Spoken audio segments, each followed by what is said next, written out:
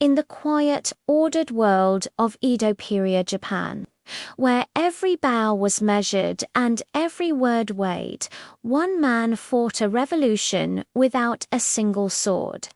His weapon was far sharper, his legacy far more enduring. This is the story of Jippen Iku, the man who armed a nation with laughter. The Edo period was an age of peace, but it was a peace built on rigid control. A strict social hierarchy dictated every aspect of life. You knew your place. You followed the rules. You lowered your voice. It was a world of serene landscapes, disciplined samurai, and silent obedience. But beneath this placid surface, a current of human spirit refused to be stilled. And in the bustling streets of Edo, a city now called Tokyo Japan, Iku was about to give that spirit a voice. Iku was nobody important. He wasn't born into a powerful samurai family. He had no wealth, no land, no titles. He was a commoner, a man of the people, and his trade was words. But not the solemn, poetic words of high literature. Iku wrote stories that were messy, ridiculous, and hilariously human. He wrote about the people he saw every day, bumbling travelers who couldn't read a map, stingy merchants trying to save a single coin, and most daringly, pompous samurai who took their own honor a little too seriously. In a society where respect for one's superiors was paramount, this was a risky game. But Iku's genius was in his approach. His humor wasn't angry or aggressive. It was observational. He held up a mirror to society, and the reflection was so comically distorted, yet so undeniably true, that people couldn't help but laugh. They saw themselves in his pages, their own small vanities, their everyday struggles, their moments of utter foolishness. His masterpiece, a sprawling series of novels called Tokaidacha Hisakurage or Shank's Mare, became a cultural phenomenon. It followed the misadventures of two lovable buffoons, Yajirobe and Kitahachi. As they journeyed along the Takeda Road, the great highway connecting Edo to Kyoto, Yaji and Kita were a disaster. They got scammed by con artists, fell for ridiculous schemes, got into pointless arguments, and constantly found themselves in embarrassing situations. They were flawed, foolish, and utterly relatable. As chapters were released, people from all walks of life eagerly awaited the next installment. Shopkeepers, artisans, and even some low-ranking samurai would gather to read the latest escapades of Yaji and Kita. Laughter would echo through tea houses and private homes. It was a shared experience, a collective release from the pressures of a highly structured society. For a few moments, the strict rules of decorum dissolved in a wave of shared amusement. The ruling shogunate and the samurai officials were, to put it mildly, uncomfortable.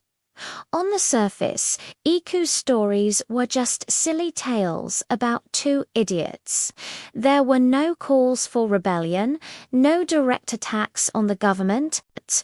How could you punish a man for making people laugh at a clumsy traveler? But they understood the subtle power of what Iku was doing. Satire is a potent acid. By laughing at the absurdities of the system, the self-important officials The rigid social customs the people were implicitly questioning them, but Iku's humor chipped away at the foundation of authority, which relies heavily on unquestioning reverence and fear. When a samurai slips on a radish and falls into the mud in one of Iku's stories, and everyone laughs, the shining armor of his authority is suddenly tarnished. The samurai becomes not a symbol of power, but just a man, as clumsy and ridiculous as anyone else. Laughter demystifies power. It makes the powerful seem less intimidating, less untouchable.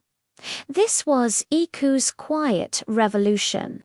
He wasn't trying to overthrow the shogun. He was trying to give people a moment of freedom.